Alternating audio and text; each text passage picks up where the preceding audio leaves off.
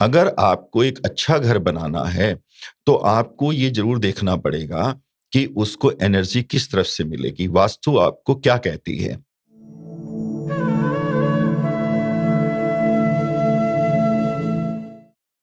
त्रिलोक जी, आपने newspapers, TV ads हर जगह ये कहा है कि अमन गनी एक प्राण प्रतिष्ठित हाउसिंग सोसाइटी है।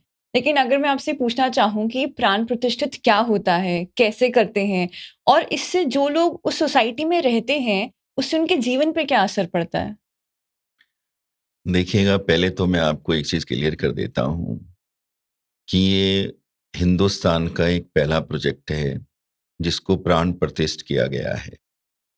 अब इसके अलग-अलग पार्ट हैं।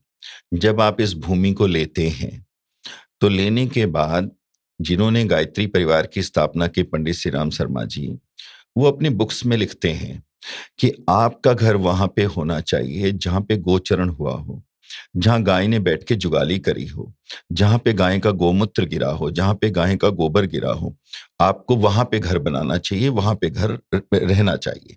तो सबसे पहले जब इस भूमि को लिया गया, तो पंजाब से हमने चारा मंगवाया, उस पे गुड़ डाला, उस पे चने की चूरी डाली और हंड्रेड गौ-माता वहाँ चरती थी और बैठती थी।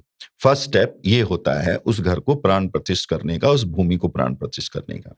उसके बाद में जो लेबर काम कर रही है, उनको सबसे पहले उनको 11 बार गायत्री मंत्र बोलना है। फिर जो मिस्त्री काम कर रहा है, हर एक टावर के अंदर जहाँ भी काम हो रहा है, वहाँ पे गायत्री मंत्र चल रहा है, भूमि पूजन हो रहे हैं। फिर जैसे-जैसे बिल्डिंगें बन रही हैं, फिर वहाँ पर यज्ञ आरंभ हो गए। कभी 108 दिन के यज्ञ, कभी 40 दिन के यज्ञ, कभी 11 दिन के यज्ञ, कभी प्रयागराज से ब्राह्मणों को बुलाया गया है, कभी जो संस्कृत विद्यापीठ है बीकानेर में, वहाँ से बुलाया गया है, कभी बनारस से बुलाया गया है। कि कैसे मंत्रों से भूमि को दिव्य किया जाए। फिर एक परफेक्ट वास्तु। हमने जो घर बनाया है, वो घर आपका चारों साइड से ओपन है। किसी भी घर की वॉल, कोई भी वॉल दूसरे घर को या दूसरी टावर को टच नहीं करती है, ड्यू टू वास्तु। अगर आपको एक अच्छा घर बनाना है, तो आपको ये ज़रूर देखना पड़ेगा कि उसको एनर्जी किस तरफ से मिलेगी, वास्तु आपको क्या कहती है। अब जो प्राण प्रतिष्ठ वाली बात है, आपको एक खास बात बताता हूँ कि हम तो बना चुके थे, लेकिन फिर मैं सद्गुरु जग्गी महाराज को काफ़ी सुनता रहता हूँ, डॉक्टर शिवानी को। तो मैंने उनकी एक वीडियो सुनी, तो उन्होंने एक वीडियो में कहा है कि हर इंसान को प्राण प्रतिष्ठ घर में रहना चाहिए। और वो आगे बोलते हैं कि पहले पुराने समय के जो राजा महाराजा थे, जो अच्छा सोच पाते थे, वो अपने पूरे क्षेत्र को प्राण प्रतिष्ठ करते थे। और जब भी पीढ़ी दर पीढ़ी बहुत उच्च कोटि के इंसान पैदा होते थे। हमारा भी थॉट यही था कि अगर एक प्राण प्रतिष्ठ घर होगा, तो वहाँ पे लोग अच्छा सोच पाएँगे, बड़ा सोच पाएँगे। और मैं आपको एक ख़ास बात बताता हूँ, मेरी लाइफ़ में तो जो मैं सोचता था, उससे कई गुना ज़्यादा हो गया और पहले ही हो गया। जैसे लोग हमें आके कहते हैं, "अरे भाई साहब, यहाँ तो जीवन ही बदल गया। हमने बहुत प्रोग्रेस की है।" किसी के घर में कुछ स्ट्रेस था, तनाव था, वाइफ हस्बैंड के बीच में था, वो कहते हैं, "भाई साहब, सब कुछ बदल गया।" हमें नहीं पता कि एनर्जी है, प्राण प्रतिष्ठ है, क्या है? लेकिन हम ये कह रहे हैं कि यहाँ आके सब कुछ बदल गया। हमारा बेटा सुबह 10 बजे उठता था, वो 5 बजे उठने लगा, घर के वातावरण बदल गए। तो सबसे मेन चीज़ क्या है कि जैसे एक दीपक है और उस रूम के अंदर अंधेरा है। आप जैसे ही आप एक दीपक जलाते हैं, तो एक उजाला हो जाता है। इसी प्रकार से जो प्राण प्रतिष्ठ घर है, वो आपको अंदर से रोशनी देता है। आपको ये बताता है कि आप कौन हैं, आपको क्या करना चाहिए और क्या नहीं करना चाहिए। जैसे ही किसी भी इंसान को जब ये मैसेज मिलता है कि आपको करना क्या है और क्या नहीं करना है, तो आप समझ लीजिए कि सब कुछ ठीक होने लगता है। वो गुस्सा नहीं करेगा, इरिटेट नहीं होगा, उसका आहार शुद्ध होने लगेगा, वो समझने लगेगा कि मेरा मेरे पेरेंट्स के प्रति क्या दायित्व है, मेरा अपने बच्चों के प्रति क्या दायित्व है, समाज के प्रति मेरी क्या ज़िम्मेदारियाँ हैं, वो ऑटोमैटिक समझने लगेगा। इसलिए मैं तो ये कहता हूँ कि हर इंसान को, हर बिल्डर को, हर कंस्ट्रक्शन करने वाले को एक बार आके अमन गनी को देखना चाहिए, समझना चाहिए और वहाँ पे 2 दिन, 3 दिन, 4 दिन रहना चाहिए।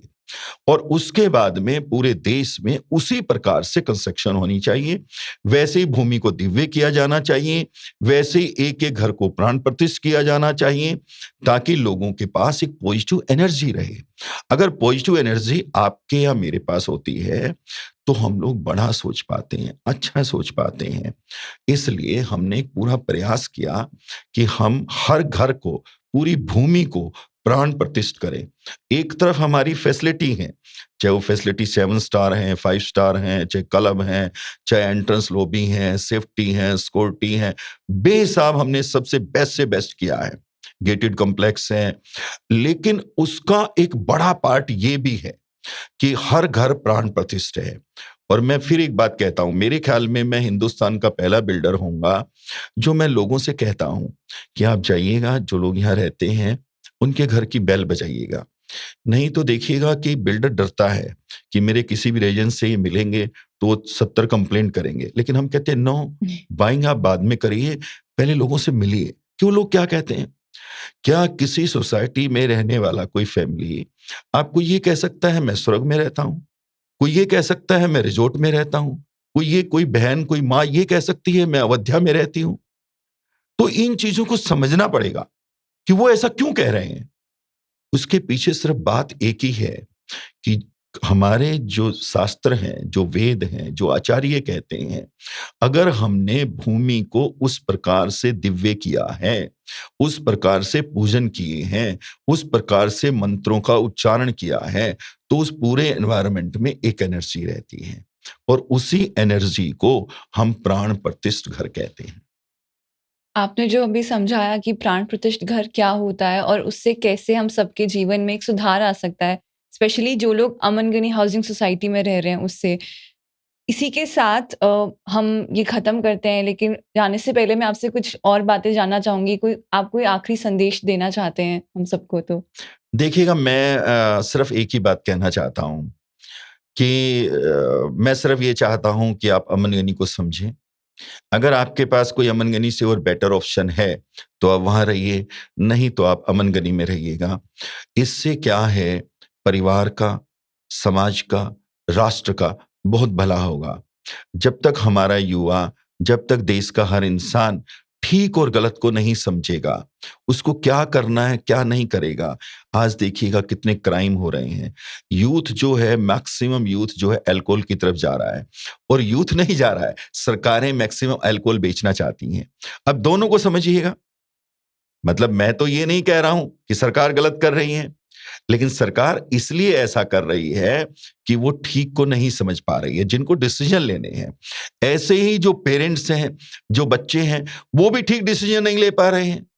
इन सबके पीछे रीजन एक ही है कि जो एनवायरनमेंट चाहिए, जो वातावरण चाहिए आपके ब्रेन के लिए, आपकी सोल के लिए, आपके विचारों के लिए, क्या जहां आप रहते हैं, क्या वो वातावरण वहां पे है? अगर वो वातावरण है तो आप बेटर होंगे, अगर वो नहीं है तो अमन गनी में आइए, आपका वेलकम है। जी। Thank you so much Trilok ji. Okay, शुक्रिया।